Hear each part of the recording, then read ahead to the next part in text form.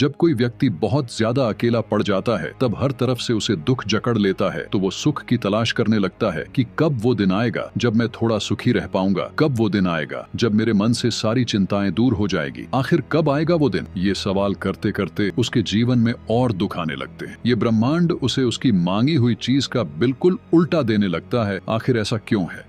असल में दोस्तों, ये ब्रह्मांड उसकी परीक्षा करता है कि क्या ये वास्तविकता को समझने योग्य है, कि क्या ये वो बन सकता है जो मैं इसे बनाना चाहता हूँ। वो दिव्य मानव जो ब्रह्मांड की आग से निकली चिंगारी से पैदा होता है, अनंत लोकों से संबंध रखने वाला वो आत्मा जो सत्य की तलाश में इस धरती लोक में चारों तरफ से मार खाकर जी रहा है। शायद ये बातें आपको समझ न आई, इसलिए मैं सीधा पॉइंट पर आना चाहता हूँ। तो जब कोई व्यक्ति दुखों से भर जाता है तो ये ब्रह्मांड उसके जीवन में दुख की नदियां बहा देता है ताकि वो व्यक्ति उस दुख का उपयोग करके ज्ञान के मार्ग पर चल सके, वास्तविकता को समझ सके। जरा सोच कर देखो कि अगर किसी व्यक्ति को उसके जीवन में ऐशो आराम और सुख ही सुख मिलता रहेगा तो थोड़ी ना वो ज्ञान के मार्ग पर आना चाहेगा, वो तो उन्हीं चीजों की परछाइयों में नाचता रहेगा। तो जब वो दुखी व्यक्ति एक बार ज्ञान के मार्ग को चुन लेता है तब तरह तरह की चीजों को समझता है, जैसे कि ये संसार और ये ब्रह्मांड और उसका अपना खुद का शरीर और मन किस तरह से काम कर रहा है, ये समझ लेता है तो उसे सुख दुख और बाकी भौतिक चीज तुच्छ लगने लगती है और इस चीज को वही गहराई से एहसास